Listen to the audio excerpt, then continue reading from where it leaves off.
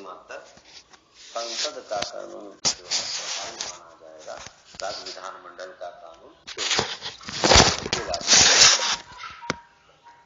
इसके बाद प्रश्न ये आया, अनुच्छेद 249 बताता है कि राज्य सूची के विषय पर भी संसद को कानून बनाने की शक्ति है। तो कहता किस परिस्थिति में, यदि संसद राज्यसभा 2/3 बहुमत से इसको पास कर दे, मतलब उपस्थित और मत देने वाला, एक बात कहता है कि राज्यसभा उपस्थित और मत देने वाले सदस्यों के कम से कम 2/3 बहुमत से एक संकल्प पारित करे और संसद को यह शक्ति दे कि राज्य की सूची के इस विषय पर संसद कानून बना सकती है, ऐसा राष्ट्रहित में है। तो संसद राज्य सूची के विषय पर भी कानून बना सकती है। मेरे ख्याल से सबको स्पष्ट हो गया होगा 249। इसको ऐसे पूछ सकता है कि राज्य सूची के विषय पर संसद को कानून बनाने की शक्ति किस अनुच्छेद के अंतर्गत दी जाएगी, 247, 48, 49, 50 दे देगा, या फिर देगा कि मिलाने के लिए 2-3 और अनुच्छेद दे देगा और इसके साथ 249 देगा, उसमें मिला देगा। ये हो गई संसद को राज्य सूची के विषय पर कानून बनाने की शक्ति। इसके अलावा भी कहता है कि कानून बनाने की शक्ति क्या है, संसद को कैसे मालूम। तो 250 कहता है कि यदि आपातकाल की घोषणा हो गई, यदि आपातकाल लागू हो तो भी संसद राज्य सूची के विषय पर कानून बना सकती है। ठीक है, ये अनुच्छेद 250 की बात करता है। और 249 के बाद कहा तो 249 में एक बात और है कि ऐसा कानून केवल 1 साल तक प्रभावी रहता है राज्य सूची के विषय पर अगर संसद कानून बनाती है। 249 के तहत तो 1 साल तक प्रभावी रहता है और 1 साल बीतने के बाद अगर इसको रिन्यूअल कर दिया जाए तो चाहे राज्यसभा से संकल्प पास करके 1-1 साल बढ़वाते रह सकते, लेकिन अगर नहीं बढ़ाया गया साल बीतने के बाद तो फिर अगले 6 महीने के अंदर वो कानून निष्प्रभावी हो जाएगा। और यही दो जो आपातकाल के दौरान अनुच्छेद 250 के तहत राज्य सूची के विषय पर संसद कानून बनाती है। यदि आपातकाल की घोषणा नहीं रहती है तो आपातकाल समाप्त होने के 6 माह की समाप्ति पर अपने आप वो कानून भी समाप्त हो जाएगा, लोप हो जाएगा। ये हो गया 249 और 250। आवाज मिल रही होगी मेरे ख्याल से सबको, मिल रही आवाज। 250 सर फिर से बता दीजिए। 250 कह रहा है कि अब 250 क्लियर हुआ। जी सर। 249 क्या कहता है, कहता है कि राज्य सूची के विषय जब राज्यसभा 2/3 बहुमत से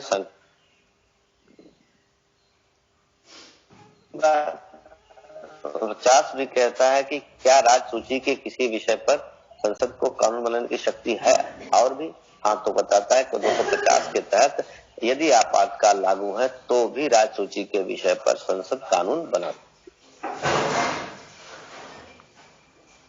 है। सूची जो संघ सूची का विषय है उस पर संसद बनाती है, सबका बटा हुआ समवर्ती सूची पे दोनों बनाते हैं, लेकिन राज्य सूची के विषय पे स्थितियां बताई गई। यदि राज्यसभा पास कर दे संकल्प और तब संसद बना सकती है, या फिर आपातकाल लागू हो जी के विषय पर संसद कानून बना सकती है।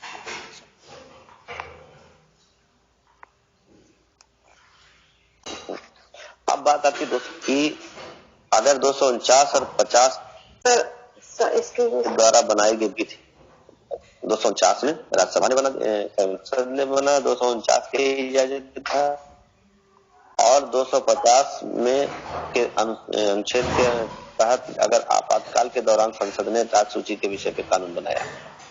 अब जो कानून बना रहे हैं इनसे उनसे दोनों से पावर लेकर के अनुच्छेद 249, 250 के प्रावधानों के तहत अगर संसद कोई कानून बनाती है, इसके बाद अगर उसी विषय पर कोई राज्य विधानमंडल भी कानून बना दे, या फिर उनके कानून बनाने से पहले ही किसी राज्य विधानमंडल ने कोई उससे संबंधित कानून बनाए रखा है, अगर दोनों में टकराव होता है तो भी संसद द्वारा बनाई गई प्रभावी होगी। जिस सीमा तक टकराव होगा, जिन सीमा तक दोनों के मेल खाते रहेंगे वो तो जारी, जिस सीमा तक दोनों के टकराव होते रहेंगे उस सीमा तक संसद वाली विधि प्रभावी होगी और राज्य विधानमंडल द्वारा बनाई गई विधि निश्चित प्रभावी होगी। ये बात कहता है 251 अनुच्छेद 251। फिर अनुच्छेद 252 भी कहता है कि राज्य सूची का तो कोई विषय है, तो राज्य सूची का विषय है तो प्रथमतः तो राज्यसभा राज्य विधानमंडल को उसको कानून बनाने की शक्ति है। लेकिन अगर कोई दो राज्य मिल करके कह दे, संसद को यह अधिकार दे दे कि हाँ, इस जो है विषय पर, राज्य सूची के इस विषय पर हम दोनों लोगों के लिए एक कानून, बाय द वे किसी मुद्दे को लेकर के दो राज्यों में विवाद हो या कोई भी ऐसी परिस्थिति हो, दोनों राज्य सहमति देते हैं संघ को, संसद को कि आप हमारे लिए कानून बना दीजिए, हम दोनों लोग उसको मानेंगे, तो भी अनुच्छेद 252 के तहत उस राज्य सूची के विषय पर संसद को कानून बनाने की शक्ति होती है, जिसे दोनों राज्य स्वीकार करेंगे। कोई तीसरा राज्य भी चाहे तो उस कानून को स्वीकार कर सकता है। ये बात कही गई है 252 में। ठीक है।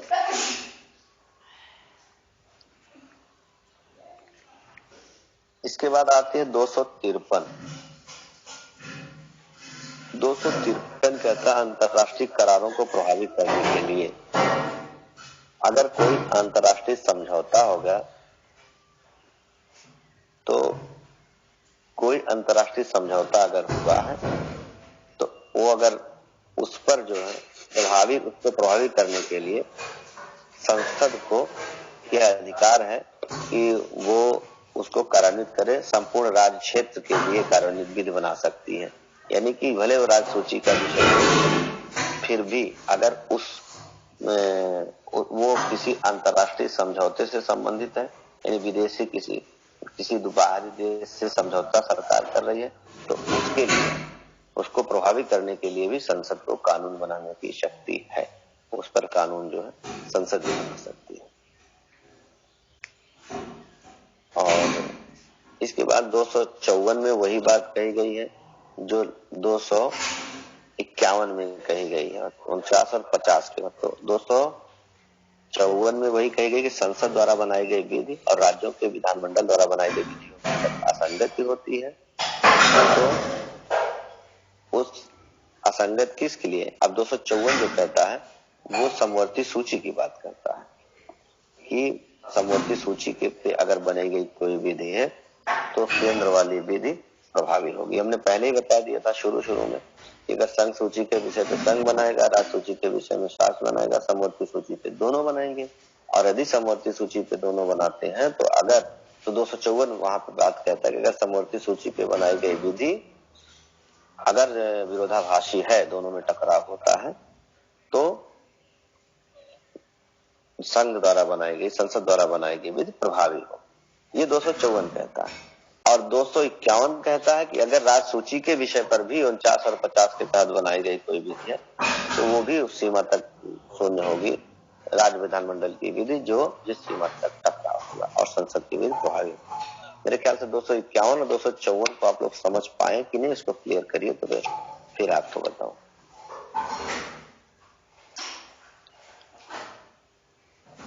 हेलो 51 सर फिर से बता दीजिए। 51 में कहा कि आपको अगर 49-50 समझ में आया। हेलो, हाँ 49 और 50 में क्या, इसको स्पष्ट करिए, मैं अभी क्लियर करता हूँ। 249 में सर राज्य सूची का कोई विषय पर सांसद सूची बना सकता है। देखिए सांसद न कहिए, संसद कहिए। जी सर। संसद, हाँ राज्य सूची पे संसद बना सकता है, 249 भी कहता है और 250 भी कहता है, राज्य सूची को बना सकता है। और 51 कहता है कि अगर 49-50 से बनाई गई विधियां टकराव करती है तो संसद वाली विधि प्रभावी होगी और राज्य विधानमंडल वाली विधि निष्प्रभावी। ठीक, ये 251 कहता है। 254 कहता है कि समवर्ती सूची पे जिसपे दोनों को अधिकार मिला हो, तो समवर्ती सूची पे तो स्वाभाविक रूप से अधिकार मिला हुआ, अगर उसमें भी विधियों में टकराव होता है तो भी संसद की विधि प्रभावी होगी। तो 254 जो कहता है वो समवर्ती सूची की बात करता है। 251 करता है 49 और 50 के तहत अगर राज्य सूची के विषय पे बनता है तो। क्लियर हुआ आपको? जी सर। और 255 जो कहता है कि 255 कहता है कि अगर कोई ऐसी विधि बनती है, राज्य विधानमंडल बनाए या संसद बनाए, जिस पर राष्ट्रपति की, राज्यपाल की मंजूरी लेना अपेक्षित होता, पूर्व मंजूरी, और मान लीजिए मंजूरी नहीं ली गई और ऐसा अधिनियम जो है पास हो गया और राष्ट्रपति ने उसको अनुमति दे दिया या राज्यपाल ने उसको अनुमति दे दिया, तब भी वो जो है विधिमान्य होगी, अविधिमान्य नहीं, यानी मानी जाएगी। जैसे कहा जाता है कि कोई भी संसद या विधानमंडल बनाना चाहती है, उसपे राष्ट्रपति या राज्यपाल की पूर्व अनुमति की आवश्यकता है, और वायद में उसने अनुमति नहीं लिया, मतलब विधानमंडल ने, संसद ने बिना अनुमति के ही पास करवा लिया और इसके बाद राष्ट्रपति या राज्यपाल ने उसको बाद में जो जाति साइन करने के लिए ना, तो उसपे साइन भी कर दिया, अनुमति दे दिया, तो ये इसलिए वो निष्प्रभावी नहीं थी कि आपने पहले अनुमति नहीं दिया, क्योंकि एक प्रक्रिया आगे बढ़ चुकी है। राष्ट्रपति पहले भले नहीं दिया, बाद में तो दे दिया, तो इसलिए उसको हम खराब अविधिमान्य नहीं कर सकते कि जब पूर्व अनुमति की आवश्यकता थी तो पहले क्यों नहीं दिया। पहले नहीं, भले नहीं ले गया, लेकिन बाद में उन्होंने अगर उस पर सहमति जता दी है तो भी वो कानून मान्य माना जाए, ये कहता है 255। ये हो गया विधायी संबंध, ये केंद्र और राज्य के बीच जो है विधायी संबंध है 245 से 255। अब हम बात करते हैं प्रशासनिक संबंध, वो है 256 से 63 तक। 256 से 63 तक जो है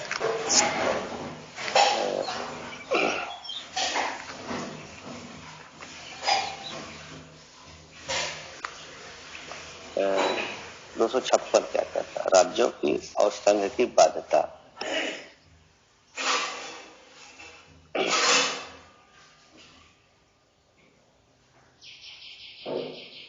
तो 256 कहता है कि राज्यों की, प्रत्येक राज्य की कार्यपालिका शक्ति का इस प्रकार प्रयोग किया जाएगा कि जिसे संसद द्वारा बनाई गई विधियों का और ऐसी विद्यमान विधियों का जो उस राज्य में लागू अनुपालन सुनिश्चित हो, और संघ की कार्यपालिका शक्ति का विस्तार किसी राज्य को ऐसे निर्देश देने तक होगा जो राज्य सरकार उस प्रोजेक्ट के लिए आवश्यक है। मतलब इसमें कहता है कि राज्य और संघ की क्या बाध्यता है, ये बता रहा 256 में। 256 कह रहा है कि संसद द्वारा बनाए गए कानून उस राज्य में विद्यमान कानूनों के पालन को सुनिश्चित करने के लिए केंद्र और राज्यों को निर्देश दिए जा सकते हैं।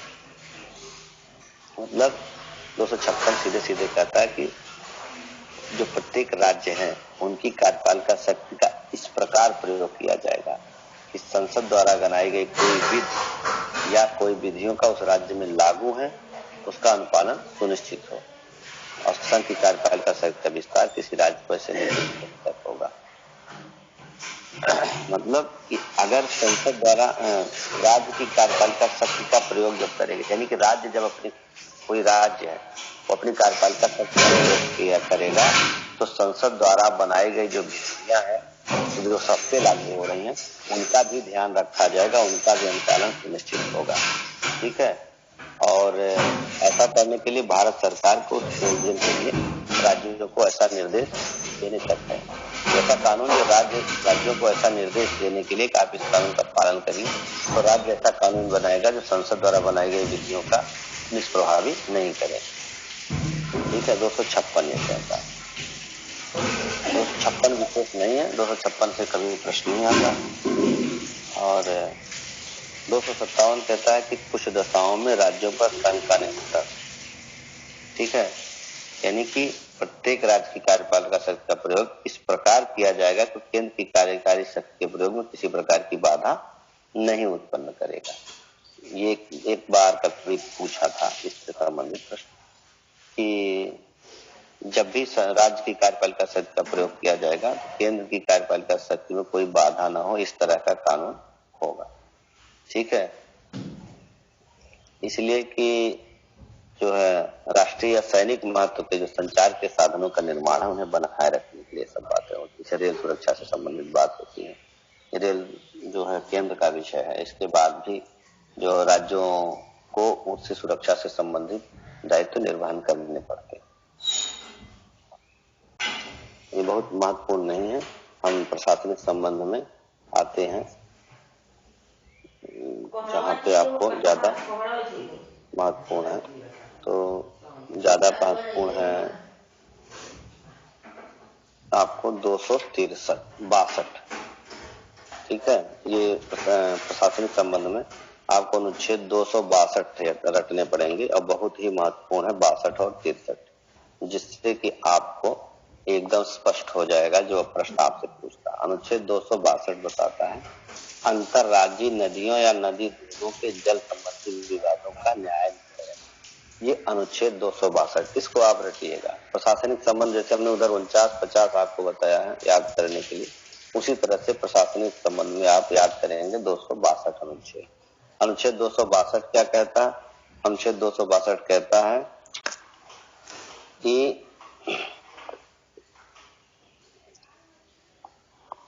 अनुच्छेद 262 संसद बिल द्वारा किसी अंतरराज्यीय नदी या नदी दून के या उनमें जल के प्रयोग के, उनके वितरण और नियंत्रण के संबंध में किसी विवाद का निर्णय के लिए उपन्न करेगी।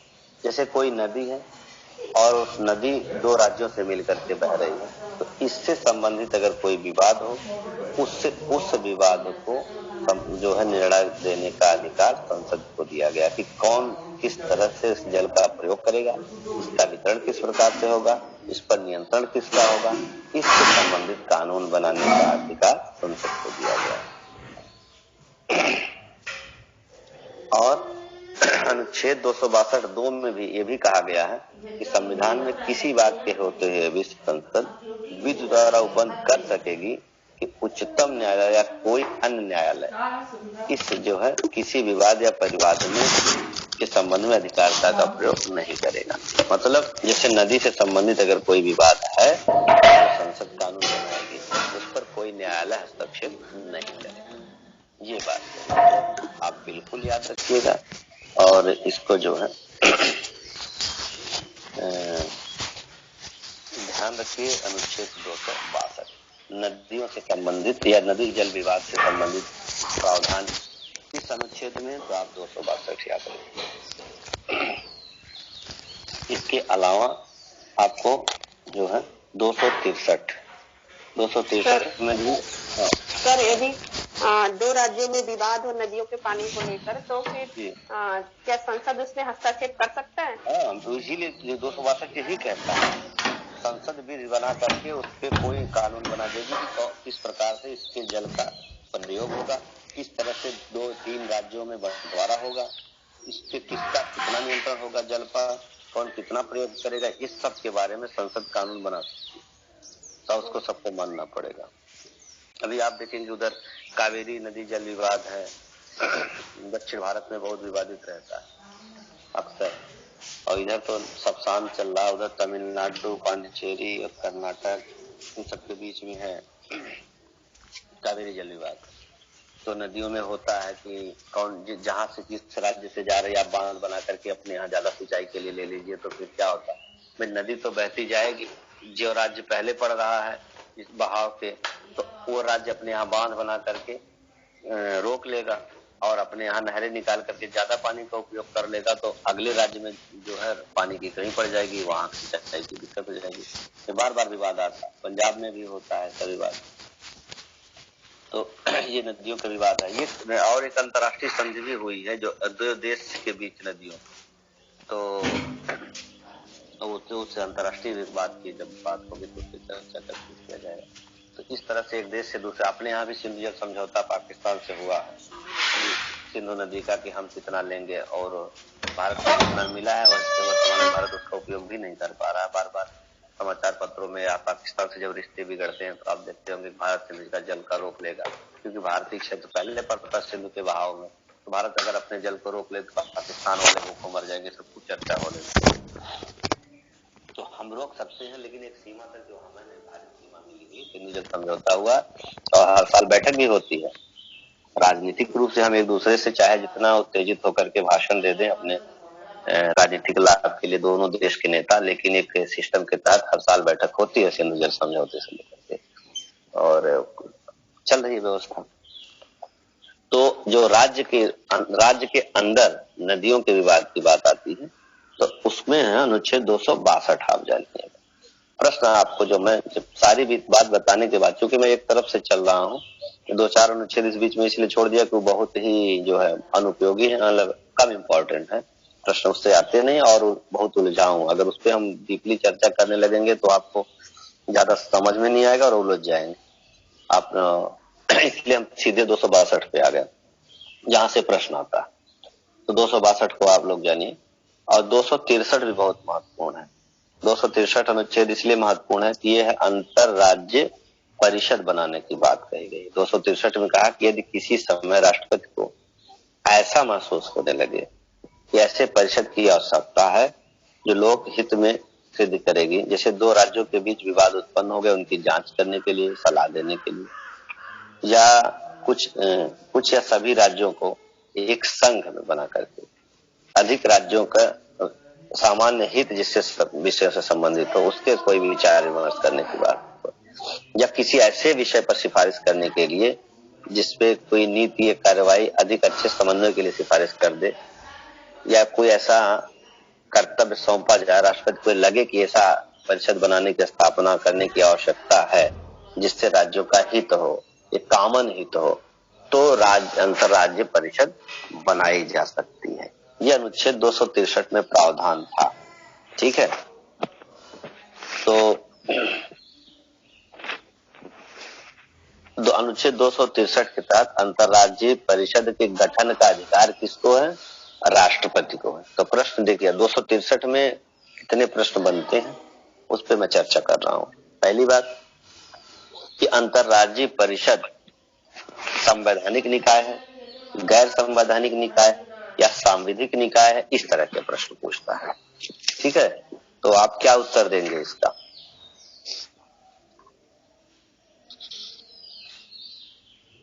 बताइए। संवैधानिक निकाय। हाँ, संवैधानिक निकाय।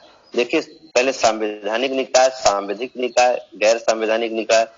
अगर संविधान में लिखा है, किसी अनुच्छेद के तहत व्यवस्था की गई है तो संवैधानिक निकाय है।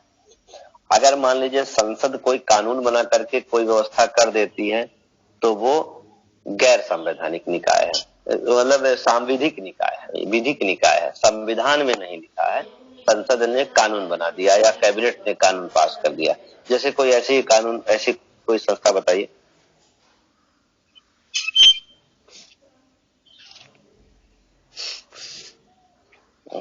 बताइए, कोई संस्था आपको याद आ रहा? योजना आयोग। हाँ, योजना आयोग। ठीक है, योजना आयोग आपका जो है, और मेरे ख्याल से योजना आयोग सर एक नीति आयोग मोदी जी बनाए हैं, वो भी तो हो जाएगा। हाँ, बस योजना आयोग ही नीति आयोग है, हम अभी बात करेंगे उस पर। योजना आयोग का नाम बदलकर नीति आयोग रखा गया है। हाँ, नीति आयोग कर दिया गया है, तो अभी हम उस पे आएंगे। जैसे अगले चैप्टर जब चल रहा है तो हम योजना आयोग पे आएंगे। उससे संबंधित 2-3 संस्थाएं हैं, जैसे योजना आयोग है, राष्ट्रीय विकास परिषद है और राष्ट्रीय क्षेत्रीय परिषद है। ये 3 ऐसी संस्थाएं हैं जो संविधान में नहीं लिखा गया। ठीक है, लेकिन यहीं पे अंतरराज्यीय परिषद जब आ जाती है तो संविधान में लिखा गया।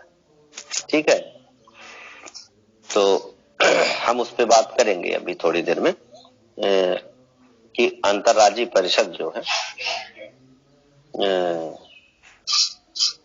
ये क्या कहते हैं, संवैधानिक निकाय है। संविधान के तो किसकी बात क्या व्यवस्था की गई है? अंतरराज्यीय परिषद की अनुच्छेद 263 हाँ 263 में की गई। अब व्यवस्था तो कर दी गई थी, और एक इसके गठन का अधिकार किसको दिया गया? यानी कि प्रश्न आएगा कि अंतर्राज्यीय परिषद का गठन कौन करता? राष्ट्रपति करता। ये एक अंतर सरकारी परिषद है और इससे जो है अब प्रशासन केंद्र राज्य संबंध पे 3-4 जो है, चलिए अभी हम इस पर नदी पे बात कर लेते हैं। फिर अंतर्राज्यीय परिषद की व्यवस्था तो संविधान के अनुच्छेद 263 में शुरू से थी, लेकिन इसका गठन सबसे पहले कब किया गया? तो अंतर्राज्यीय परिषद का गठन 28 मई 1990 को किया गया था। ठीक है, अंतर्राज्यीय परिषद का गठन 28 मई 1990 को किया गया था।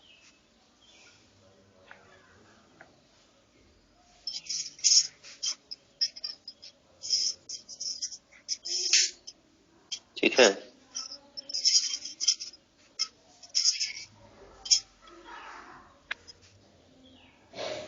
और 19 मई सर, 28 मई 1990।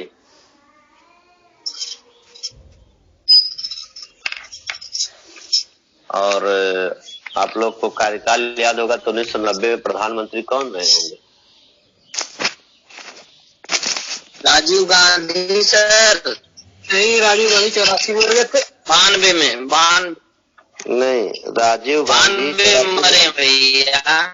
नहीं, इंदिरा गांधी 84 में रही। देखिए 31 अक्टूबर 92 में राजीव गांधी की हत्या हुई। 92 में नहीं हुई है, 21 मई 91 को हुई। राजीव गांधी की हत्या होती है 21 मई 91 को और इंदिरा गांधी की हत्या होती है 31 अक्टूबर 84 को। जी हाँ, तो राजीव गांधी की, इंदिरा गांधी की हत्या के बाद राजीव गांधी प्रधानमंत्री बनाए गए थे, सही बात, लेकिन इसके बाद के चुनाव में बोफोर्स कांड वगैरह आता है, कांग्रेस हार जाती है और उस समय विश्वनाथ प्रताप सिंह प्रधानमंत्री थे, वीपी सिंह 90 में। फिर वीपी सिंह के बाद कुछ दिन के लिए चंद्रशेखर सिंह होते हैं, आपके बलिया से थे। वीपी सिंह का इस्तीफा होता है जब मंडल आयोग लागू होता है, वीपी सिंह कर देते हैं पिछड़ा वर्ग आयोग के लिए, मंडल कमीशन लागू करते हैं 90 में ही, तो समर्थन वापस हो जाता है उसका। इनसे लोग समर्थन वापस लेते हैं तो बीजेपी भी शामिल थी। तब इसके बाद किसी तरह से 3-5 करके चंद्रशेखर जी बनते हैं प्रधानमंत्री और जिस समय राजीव गांधी की हत्या होती है उस समय चुनाव होने वाले थे, 91 में चुनाव होने वाले थे और चुनाव प्रचार के दौरान ही राजीव गांधी की हत्या होती है। उस समय प्रधानमंत्री चंद्रशेखर सिंह थे। चंद्रशेखर सिंह थोड़े दिन के लिए ही हुए थे। विश्वनाथ प्रताप सिंह ने पूरा कार्यकाल तो पूरा नहीं किया था, थोड़े दिन के 89 में ही उनकी जो है प्रधानमंत्री बने थे, ज्यादा दिन नहीं रहे थे। फिर चंद्रशेखर सिंह होते हैं। तो मेरा कहने का है कि 11 महीने रहे थे ना सर। हाँ, ऐसे ही कुछ रहे थे, तो बहुत ज्यादा दिन नहीं रहे थे, क्योंकि 89-90 में ज्यादा दिन नहीं हो, जो 12 या 15 महीने रहे होंगे। और अब आप ऐसे बोल ही रहे हैं तो मैं देख के बोल सकता हूँ कितने दिन तक रहे थे। हाँ, लेकिन चर्चा ये मुझे करना है कि 1990 में जब 28 मतलब कहने का ये अर्थ है 263 अनुच्छेद के तहत शुरुआत में ही अंतर्राज्यीय परिषद की व्यवस्था थी, लेकिन इसका गठन होता है 1990 में 28 में, जिसमें प्रधानमंत्री वीपी सिंह थे। अब हमें बताना यह है कि अंतर्राज्यीय परिषद का अध्यक्ष कौन होता है। तो प्रधानमंत्री इस परिषद के अध्यक्ष होते हैं, ठीक है, और प्रधानमंत्री द्वारा मनोनीत 6 कैबिनेट मंत्री ये है, और राज्यों के और संघ के मुख्यमंत्री इनके सदस्य होते हैं। ठीक है, राज्यों के मुख्यमंत्री और जो केंद्र शासित प्रदेशों के प्रशासक या उपराज्यपाल होते हैं वो 6 कैबिनेट मंत्री इनके मेंबर होते हैं और प्रधानमंत्री उनकी अध्यक्षता करते हैं। ठीक, ये आपका जो है अंतर्राज्यीय परिषद होती है जो 263 के तहत बनाई गई है। तो आपको 262 और 263 अनुच्छेद जो है बहुत आवश्यक है रटना। इसके अलावा हमको एक चीज और नोट करना, आप लोग नोट कर लीजिएगा। नोट ये करना है कि केंद्र राज्य संबंधों पर निर्धारित करने के लिए कुछ समितियां बनाई गई थी। ठीक है, अब आप लोग को नोट कर लीजिए कि केंद्र राज्य संबंध पर बनी समितियां कब और कौन समिति बनी थी। कभी कभी सन मिलाने को दे देता है या कभी कभी जो है कार्यकाल पूछ लेता है, तो जैसे भी आप लोग नोट अगर किए रहेंगे तो ज्यादा सही रहेगा। तो हम समितियों के बारे में बोल रहे थे, आप लोग नोट कर लीजिएगा। सबसे पहले बनी थी शीतलवाड़ समिति 1966। 4-5 समितियां हैं, नोट कर लीजिए, क्रम से नोट कर लीजिएगा, ज्यादा सही रहेगा। हेलो OMG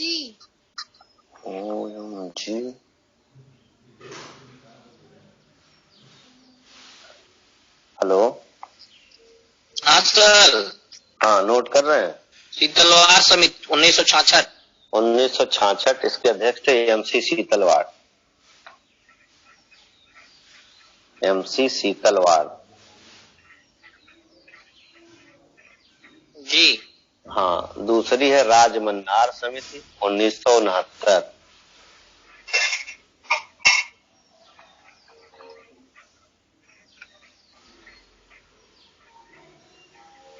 इसके अध्यक्ष थे PV राजमन्नार।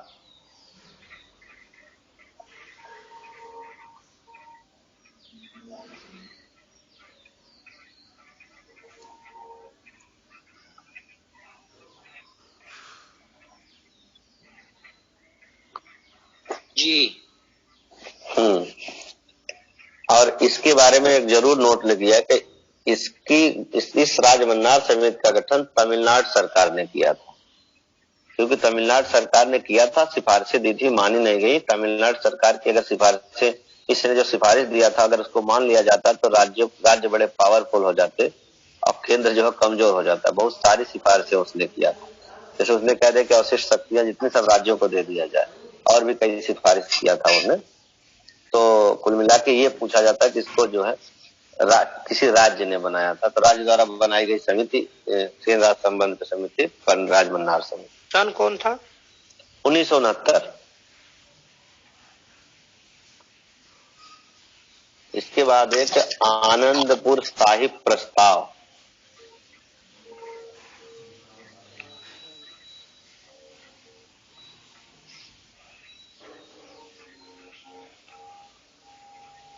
ये जो है आनंदपुर साहिब प्रस्ताव, ये भी अकाली दल ने किया था। पंजाब के अकाली दल द्वारा गठित किया गया कमेटी थी जिसने प्रस्ताव किया था, अकाली दल ने। तो आप इसको लिए अकाली दल कर दीजिए, किसी व्यक्ति ने नहीं, इसके अध्यक्ष नहीं। सन 1977।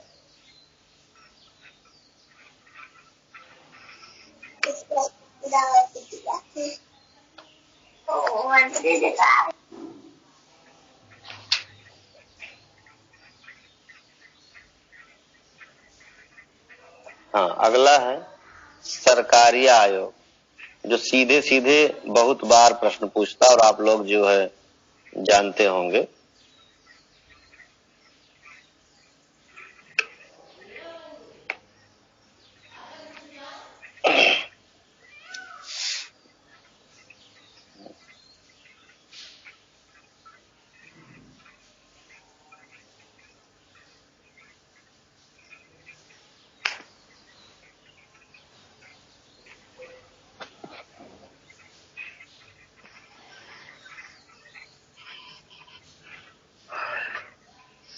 हेलो, हो गया?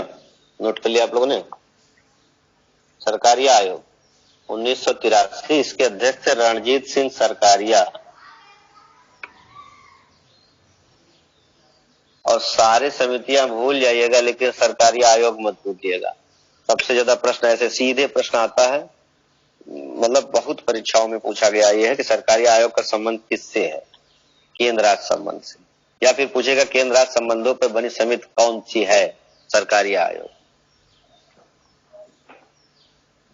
जैसे आपको पंचायती राज में बलवंत राय मेहता बहुत पूछता है, वाद में आपको केशवानंद भारती पूछता है, या फिर जो है मूल अधिकारों पे, मूल कर्तव्य पे आपको स्वर्ण सिंह समिट पूछता है। उसी तरह से सरकारी आयोग भी महत्वपूर्ण प्रश्न है।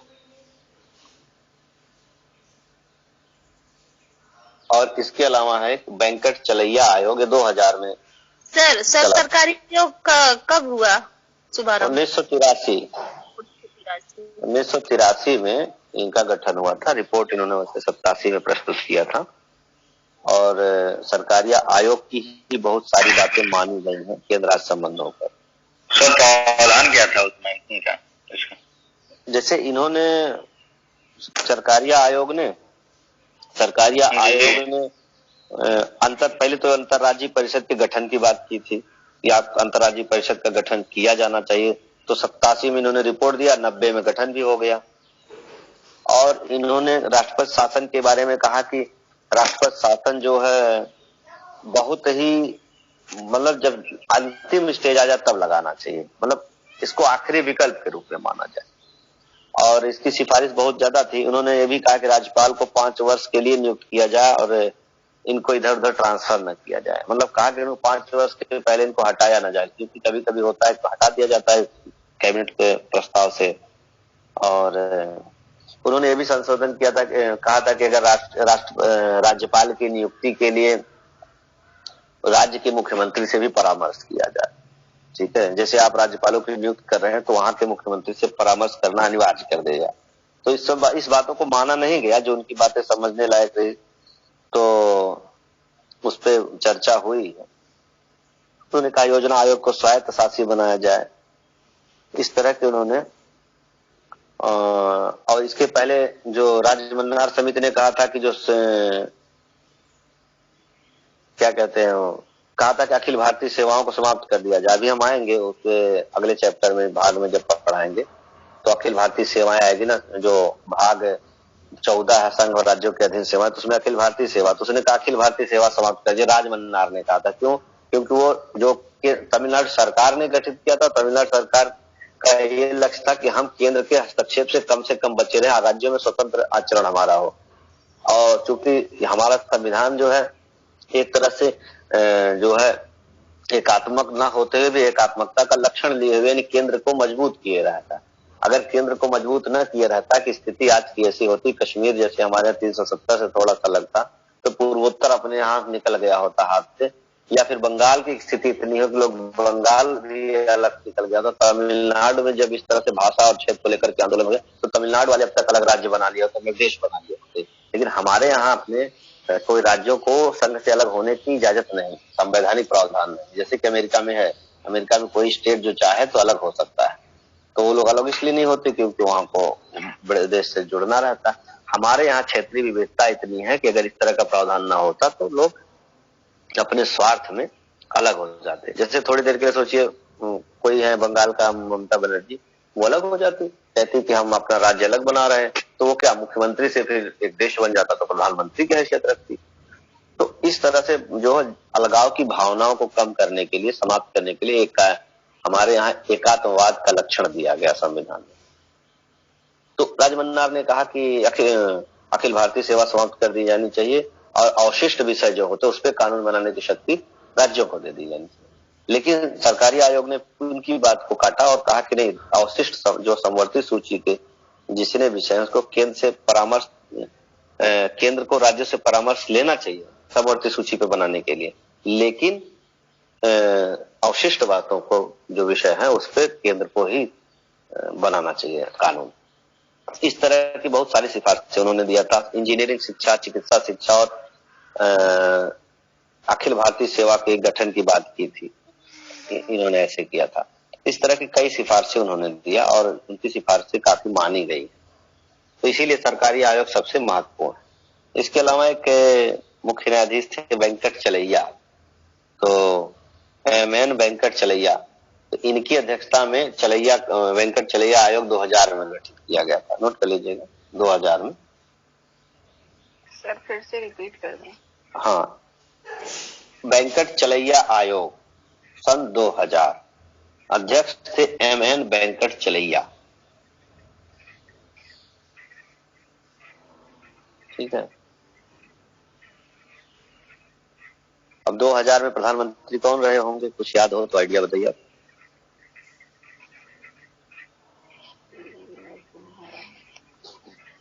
2000 में कौन रहे होंगे?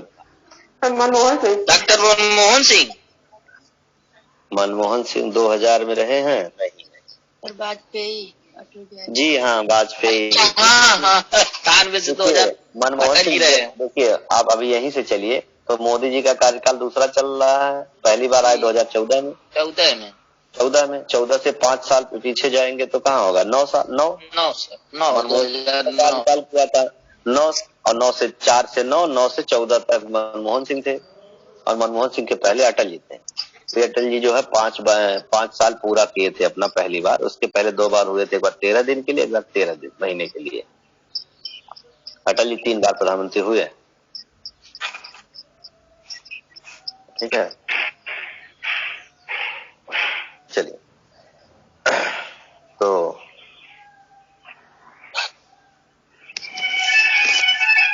सर वेंकट चलैया का आयोग का, हाँ 2000 वेंकट चलैया।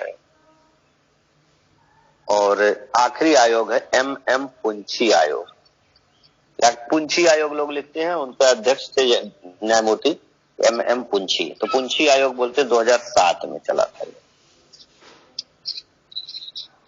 7 में है तो जाहिर सी बात है मनमोहन सिंह थे प्रधानमंत्री। एक बार बोल दीजिए। MM पुंछी।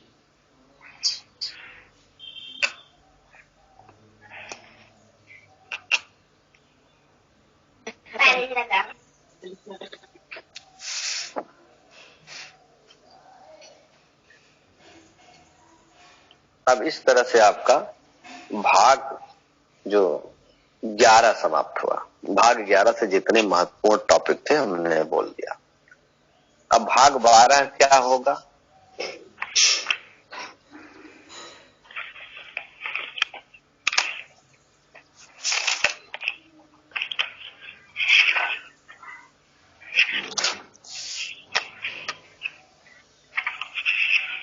भाग 12 क्या होगा? भारत 37 मौलिक अधिकार। भाग 12 अनुच्छेद नहीं पूछता हूँ, मौलिक अधिकार तो भाग 12 वित्त संपत्ति है और संविधाएं हैं एवं वाद। एक लाइन है, वित्त संपत्ति संविदा एवं वाद 64 से 300 का। ठीक है, ये है भाग 12 वित्त संपत्ति संविदा और वाद। और इसमें है 264 से 300 का तक, यानी कि इसमें धन से संबंधित, करों से संबंधित, ठीक है, इन सब के बारे में बताया गया है कि कैसे कैसे राजस्व कैसे आएगा और राजस्व का वितरण कैसे होगा, कौन कौन से संपत्ति का अधिकार कैसे कहाँ पे है, इन सब के बारे में होगा। तो अभी तो 27 हो चुका है, इसको शुरू किया जाए। विपिन जी अगली क्लास किन की है? क्योंकि अब ये जो है भाग छोटे छोटे हैं और इसमें से थोड़े कठिन भी हैं, लेकिन हमें उन्हीं पर टॉपिक पे फोकस कर लेना है जो मैथ की है सर। हाँ वो। अच्छा राजकुमार जी क्या कह रहे हैं? जुड़ेंगे भाई, जुड़े नहीं है, बात बिना बात के जुड़ते नहीं। अच्छा चलिए ठीक है। अर्चना जी आप हैं ऑनलाइन? आपसे मुझे शिकायत है एक। अर्चना जी बोलिए। हेलो सर, अर्चना कुशवाहा।